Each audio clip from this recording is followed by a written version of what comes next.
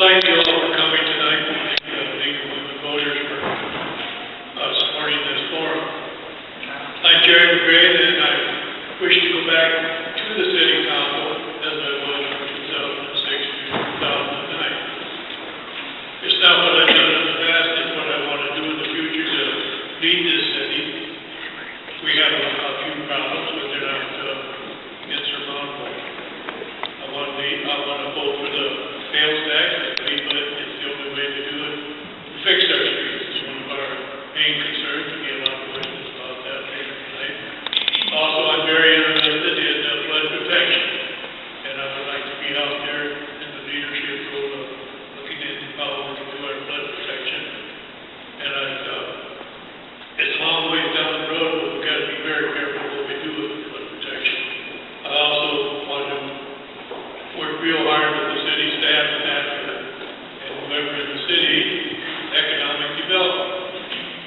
I believe we need to push harder on our economic development. I think we have great cities to get back to be number one in the state, economic generator of whatever we need. I don't believe we'll ever get to Arnie Sugar, Lakeville back, but I believe we will get a lot of technology and that, everything for the jobs, construction, and that's what I want to do. I want to work for you.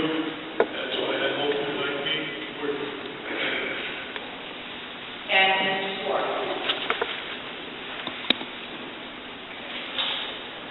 Thank you. I'm Chuck Swart. I am an incumbent as an at-large candidate. I want to thank a couple of people. I want to thank Lee for sponsoring the forum.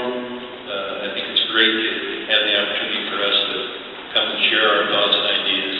And I want to thank the other 6 candidates for stepping forward, putting their name on the ballot, and taking the opportunity to try to serve the city. As I said, I'm an incumbent. There are 2 seats that are open, mine and an empty one. And I want to assure you that I could work with any of the 6 other candidates. So consequently, it works out pretty easy. Vote for me and choice of the other 6. I enjoy very much serving on the council. I think that if you stop and look over the past 4 years, 5 years since the flood, you know, we were underwater 5 years ago, and just recently we were named the best place in the state of Iowa, the best city in the state of Iowa to live and work. We're 29th in the country, and 5 years ago we were underwater. Somebody's been doing something very aggressively and correctly. So, you know, I think that I enjoy serving on the council. I enjoy being in the middle of debates. I enjoy all of my colleagues. I really admire our city manager, and I look forward to that opportunity for serving another 4 years. Thank you. Thank you. Mr. Russell? Thank you. First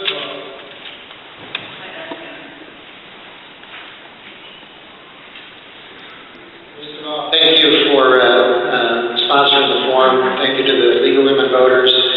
And I think that the other thank you really needs to go to Mr. Swore and Mayor Corbett and the rest of the council. Many of them in attendance tonight for the job they've done in the last several years since the flood. This community is in fantastic shape compared to what it was 5 years and a few months ago. So thank you to them, their leadership, and the entire city staff. My name is Ralph Russell. I'm recently retired from a local consulting engineering firm where I worked my entire career.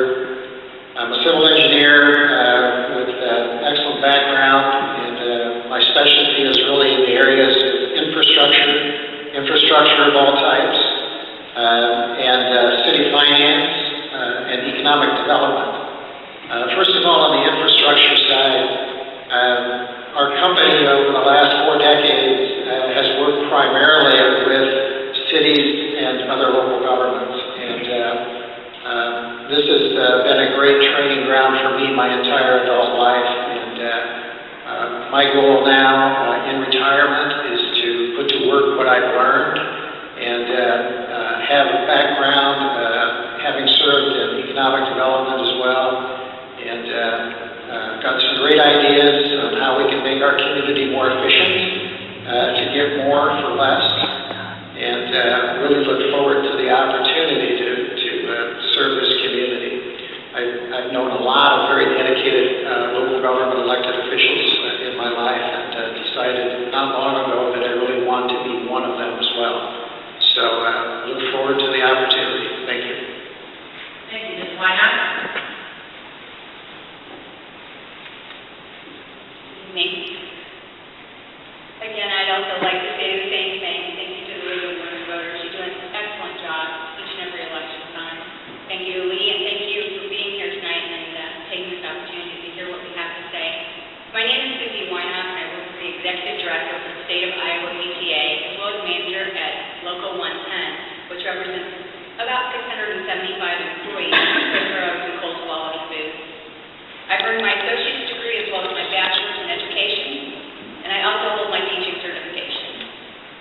I serve on several community boards and committees. I'm on the United Way Education Solution Team, which guides the funding for community organizations such as the Boys and Girls Club. I'm also on the Food Zone Advisory Board, and I'm heading into my second year on the Parks and Rec Commission as an elected officer. Prior to my appointment, I'm heading into my second year as Parks and Rec Commissioner, and prior to my appointment to Parks and Recreation, I have been appointed to the Board of Ethics for the city. In addition, I've had experience of serving as a Planning and Zoning Commissioner and have a gubernatorial appointment to the Iowa Long-Term Recovery Task Force, and I bring proven community leadership experience and community service. It isn't about being useful or mature.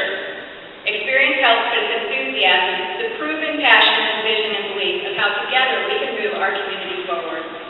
And that's what brings me here tonight, asking you for your vote. I bring the drive and relationships with the community, the county, the state, and the national level, as well as experience and solution focus, and that's why I'm running for a seat on Cedar Rapids City Council. Being involved in flood recovery, PTA, working with local unions as a member of the Parks and Rec Commission, and serving on numerous other community boards, I've developed a passion to help create a vision that will move Cedar Rapids into the next couple decades. I've worked with people with varied interests and can make the bridge to pull people together. And I will focus on our strengths and our positive things that will benefit all citizens of Cedar Rapids. Thank you. Ms. Maximo? Hello. Yes, my name is Carletta Maximore, and I too want to give thanks to the former mayor, Clancy, and to all those who came out tonight, and to the League of Women Voters. I am running for City Council at large because I do want to see a change in our city government by bringing a different perspective to our city. This is my hometown.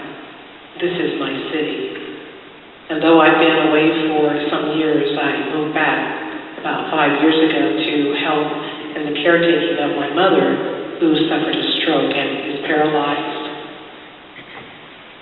4 years ago, I started and continue to operate 2 small businesses from a grassroots level. One is called Carletta's Sweet Things. It's a wholesale, home-based baked business, and I sell my products locally.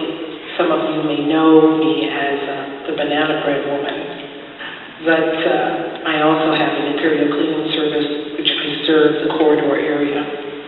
Most importantly, I am right now serving a second term as a City Planning Commissioner. And as part of that body, that recommending body, that is what I do for City Council, such as to Chuck Swore, where we make recommendations for land use development, keeping in step with the comprehensive plan for the city. I'm already doing some of the necessary work that is helping our city to move forward. Thank you. Thank you. Ms. Brown? Good evening. Thank you, Mayor Clancy, and thank you to the Women Voters for hosting this forum tonight. My name is Anthony Brown. I am running for City Council at large, just like everyone else.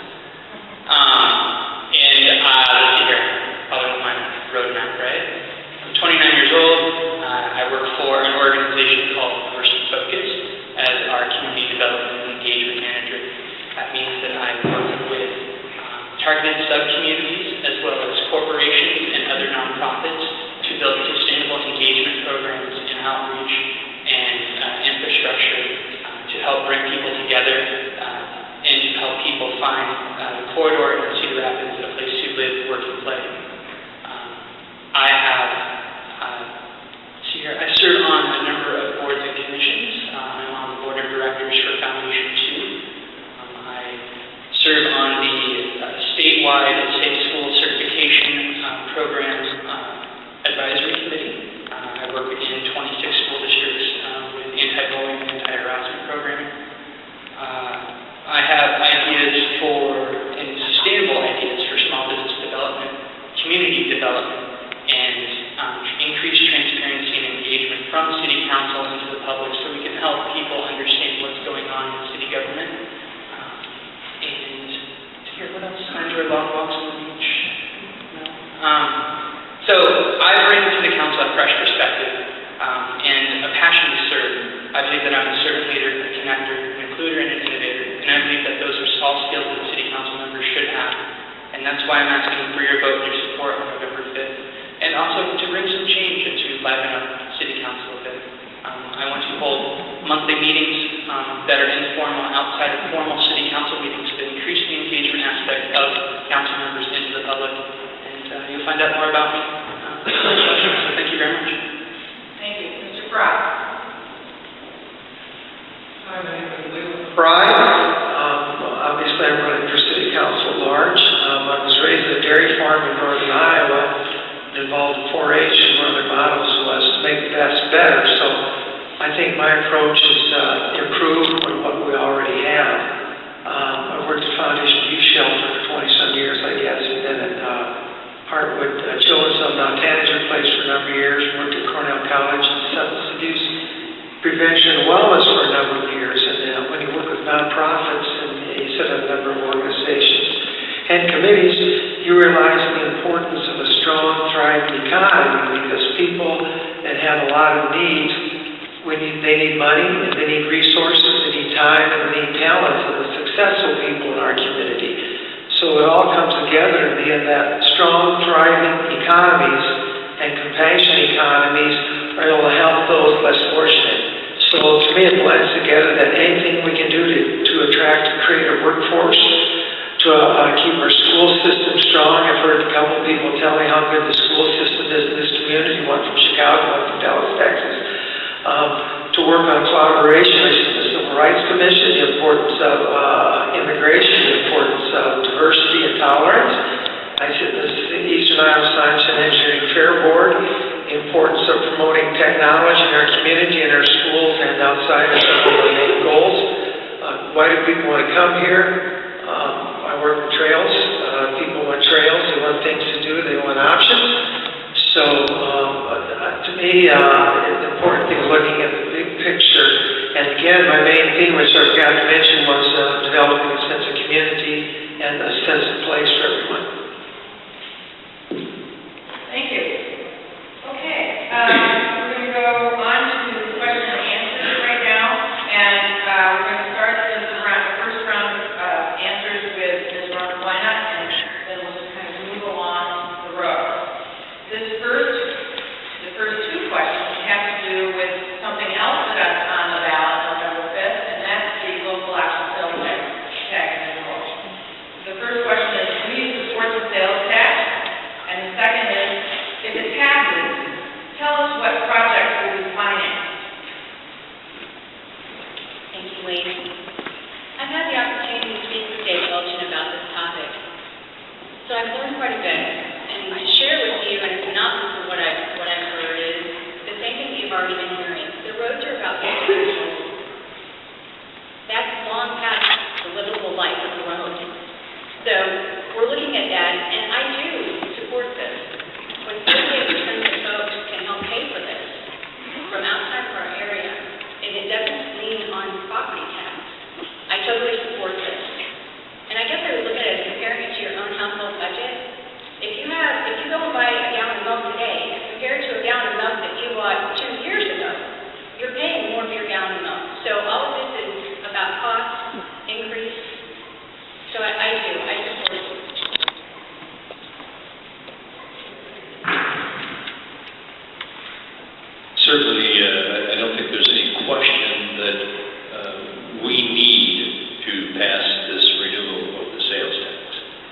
We get about $11 million a year from the state through gas tax. We borrow about $9 million a year to let us have a budget of $20 million.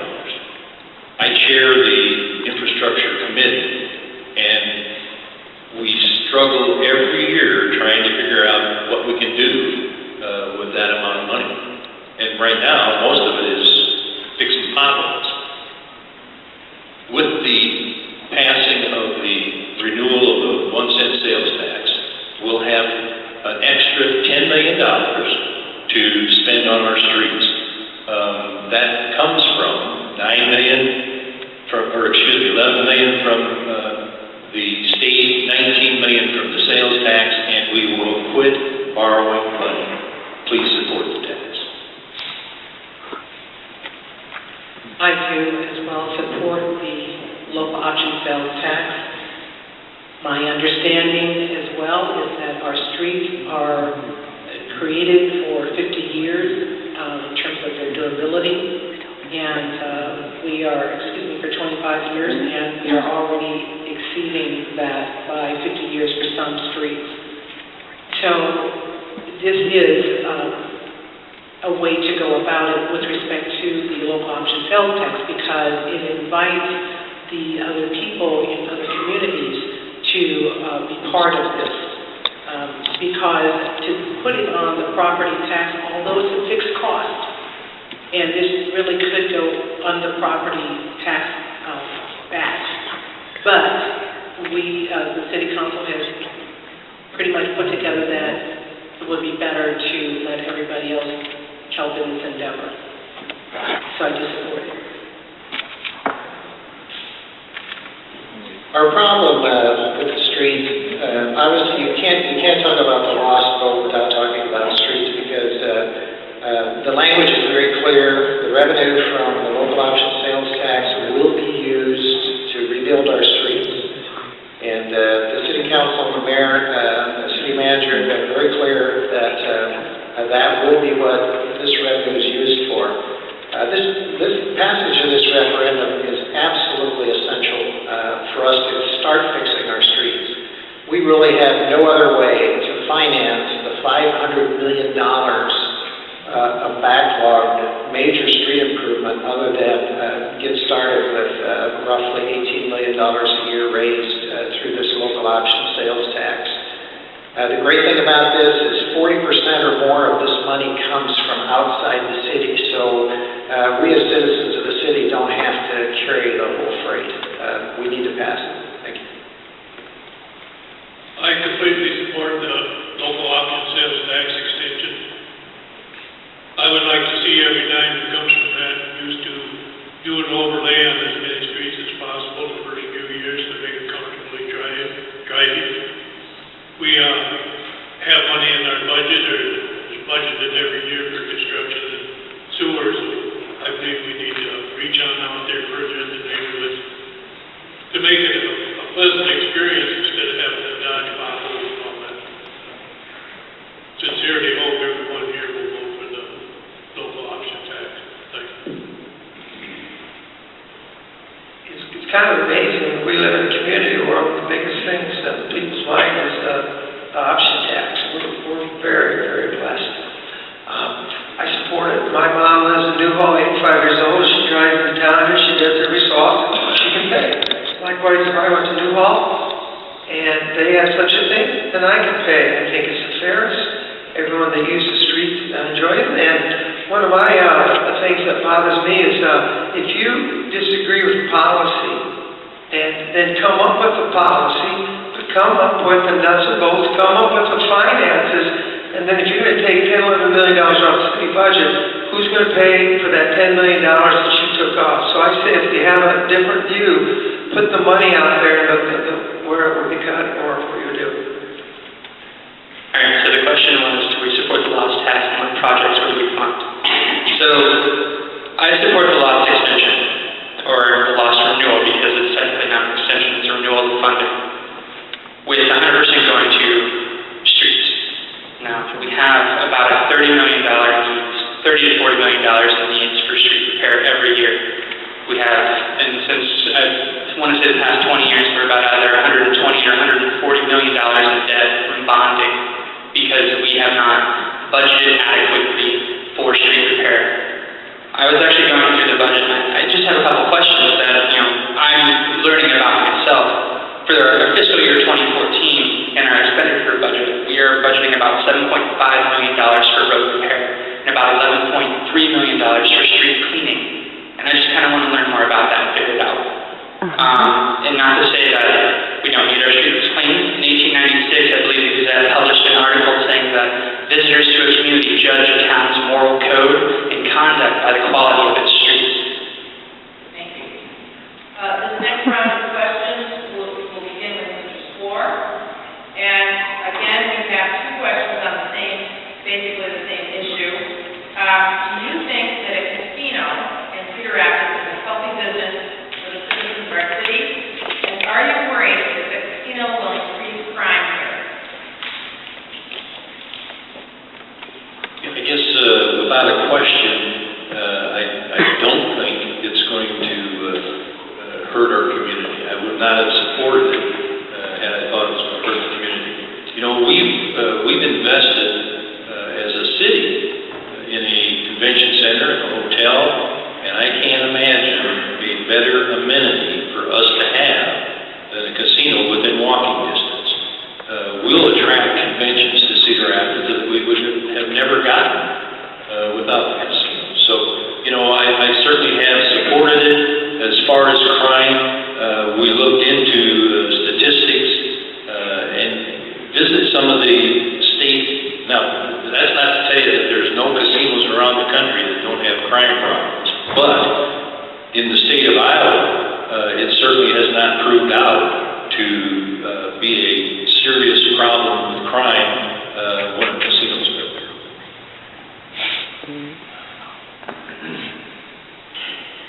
Well, in terms of the casino being here, it's at least it's been voted on in terms of people want it.